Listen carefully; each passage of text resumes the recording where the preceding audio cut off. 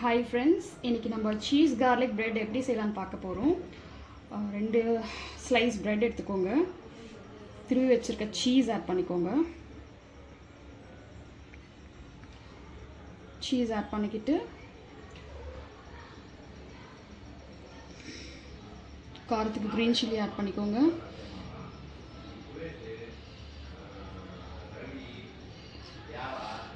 சாப் பண்ணி வச்சுருக்க கார்லிக் அது மேலே ஆட் பண்ணிக்கோங்க. கார்லிக் வந்து இந்த அளவுக்கு சின்னதாக சாப் பண்ணிக்கணும், இப்போ தான் உங்களுக்கு நல்லாயிருக்கும். ஆட் பண்ணிவிட்டு இந்த ப்ரெட்டை அப்படியே எடுத்து டோஸ்ட் பண்ணிக்கலாம்.